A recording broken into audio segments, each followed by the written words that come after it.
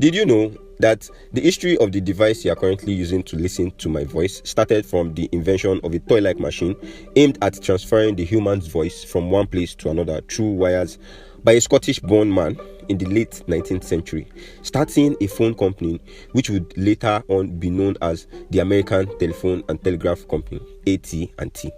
What's up, people of this weird planet called Earth? Welcome to episode 32 of history's most influential humans podcast with yours truly. Or not really, Damilare Mapa. This shouldn't be too long, I hope. Yeah, let's get right into it. So, the man I was mentioning earlier, today's influential human, his name is Alexander Graham Bell. And I'm sure some of you would have heard of him. Interesting man, actually. He was born on March 3rd, 1847 in Edinburgh, Scotland. I'm definitely sure I got the pronunciation of that Edinburgh wrong, but no vex, I beg. He was born to Alexander Melville Bell and Eliza Grace Simmons, who was deaf. He had two older brothers, Edward and Melville, who later died of tuberculosis when he was young. Talk about absolute sheer luck. After the death of his brothers, he and his dad started to also get sick. So due to the fear of death by disease, they relocated to Canada and settled in Bradford, Ontario. At the young age of 12, Bell built an homemade device that combined rotating paddles with sets of nail brushes to create a dehusking machine for the father of his best friend who had a mill. And in return of this favor, the father gifted him a workshop to inventing, and he indeed became an amazing inventor. Bell received his early schooling at home from his father and didn't eventually like conventional education, as he didn't complete his education when he was enrolled in the Royal High School, Edinburgh, Scotland. But undoubtedly, he was a naturally brilliant child and took interest in the profession of his family, like his father, grandfather, uncle, brother, which was actually teaching of elocution, pronunciation and speech, that is. At the age of 16, Bell secured a position as a pupil teacher of elocution and music in Weston House Academy. He would later attend the University of Edinburgh and then University College, London. Bell worked on a whole lot of inventions, but his first breakthrough, which got a patent, was after he met an experienced electrical designer and mechanic, Thomas A. Watson, who became his assistant.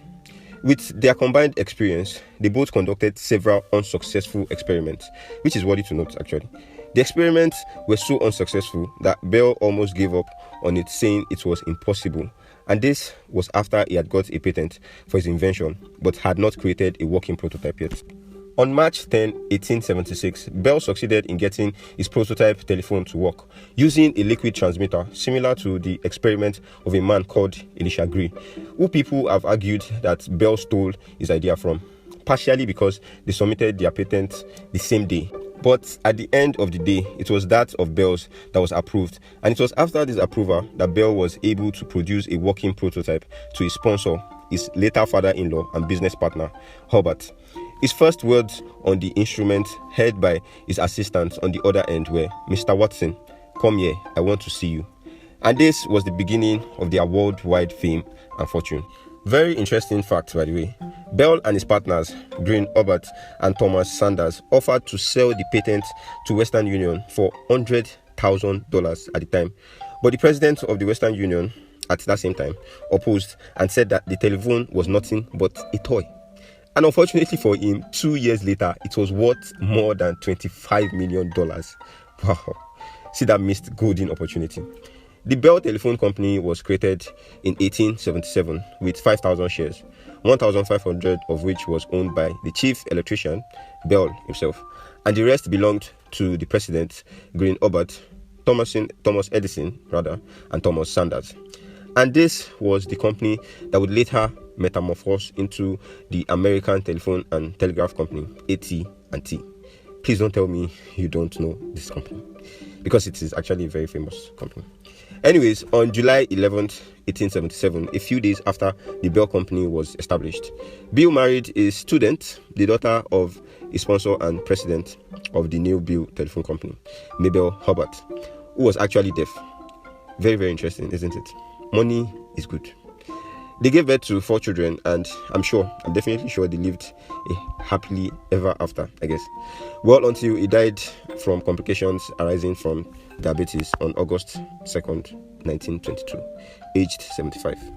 He died with groundbreaking achievements in heredity and genetics, aeronautics, hydrofoils, and so on. He also went on to create new inventions like the metal detector, photophone, and so on.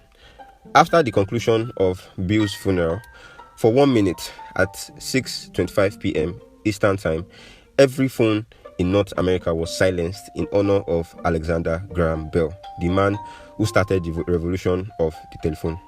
How noble. Well, that's it on episode 32 of HMIH Podcast, fam. I hope you learned something from it, and it was short now, wasn't it? See you first Saturday of June, by God's grace. Peace and harmony.